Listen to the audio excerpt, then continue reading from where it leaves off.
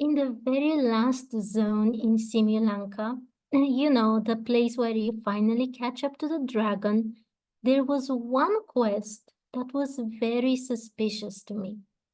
I am, of course, talking about the quest towards the lighthouse or far away. If you don't remember, or you maybe skipped this random world quest, let me give you a quick summary. When the dragon, still in his big dragon form, I am not talking about the cute mini Durin version here, passes through a place, he wreaks havoc. And in the broken sea, he ends up pushing the lighthouse. A lighthouse that turns out to be very important according to a Snorer, whom you meet near the collapsed building. He tells that some toys are venturers. They venture out of this world into other worlds and bring all kinds of things back to Simulanka. However, for them to return to Simulanka, they need a guiding light. And this light comes from the lighthouse. Snor's friend, Roselle, is one such venturer who is currently on an adventure, and Snore is quite worried that without the light from the lighthouse, his friend will be lost forever. So, of course, the traveler and Paimon offer their help and soon find out that there is no way to put the lighthouse back up, but that the lamp from it can be easily removed and taken to another place.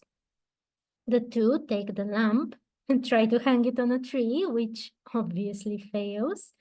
But near that tree, they meet Panuel. He tells them that they could make a wish to the goddess on the Whispering Isle. But he also warns them that it might not work because he himself had tried to make a wish, but that wish hadn't come true.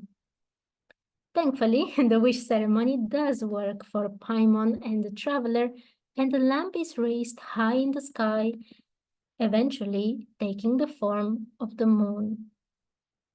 Now, be warned, spoilers about Natlan's Archon quests and other Archon quests from here on. In Natlan, the first two Archon quests revolve entirely around Natlan's heroes, the ones who get to fight the abyss and can be resurrected if they're victorious. This time, the one who needs to be resurrected is Kachina, who wins the right to face the abyss for the very first time in her life. However, the Ode of Resurrection fails, and the only way Kachina could be brought back to the land of the living is if someone ventures into the Night Realm and brings her back. Now, so just as the Simulanka quest, we have the venturers who pass into another realm, but the similarities do not end here. When in the Night Realm, the traveler and the others practically get stranded, since the light that indicates the gate back disappears. It is only the light of Mavuika, the Pyro Archon, that penetrates the darkness and allows them to return safely, just like the lamp or / moon illuminated the way for Roselle to return to Simulanka. What is an even bigger coincidence is that actually Mavuika had already given up her powers and even laments that she didn't take a picture of her glowing pyro hair. So how did she light the way for everyone? Well, that is immediately explained by Mavuika herself. She had used the items that stored memories from heroes throughout the ages as fuel. Doesn't that seem a bit familiar as well? Items used in order to make something or someone shine brightly and illuminate the way? Items used for a wish, maybe? Yes, during the Simulanka quest, 2 items are also required to make the wish to put the lamp in the sky, a sword and a shield. What better items to represent the memories of past heroes?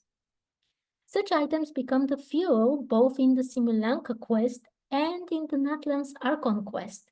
And in both quests, the venturers do find their way back following the light, whether that be the moon or the Pyro Archon's glow, which could, by the way, be representing the sun. There is even a throwback that some of the venturers change after they return.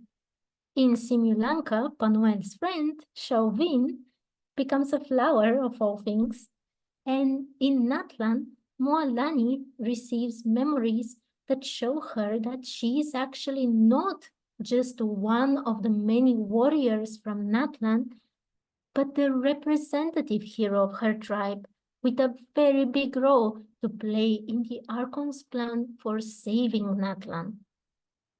Okay, now that we tied the 2 quests completely, let's go back a bit. What is this? The moment I saw it for the very first time, I immediately thought about one thing and one thing only: the eye of the first field dealer. It looks almost exactly like it, without the casing that is probably just a part of the machine itself. But why? Is it just a coincidence? Maybe, but I doubt that. Not when Dainsleif's quest was just a patch before the summer event, and his whole quest was about the eye and the completion of the Loom of Fate. And by the way, am I the only one who has always wondered why the Loom of Fate needs the eye? It made so much more sense to me when the Abyss's plan was to make a mechanical god. Then the eye would certainly be a part of a weapon or something like that. But if the Loom of Fate is for weaving ley lines, implanting memories, and changing the fate of the world, why would it need something like the eye? Unless they need something to guide the newly created memories or rules or ley lines or maybe even people back to Tevat. When the traveler meets Caribert in Caribert's consciousness, he says that that is only possible because the loom is complete. Or, in other words, because the eye is now part of the loom. So the traveler managed to be guided to Caribert's consciousness only because of the eye, because there was something that acted as a guiding light, as if coming from a lighthouse. But what do you think? Do you think there is a link between Simulanka's quests, Natlan's Archon quests, and the Loom of Fate? I'd love to hear your thoughts.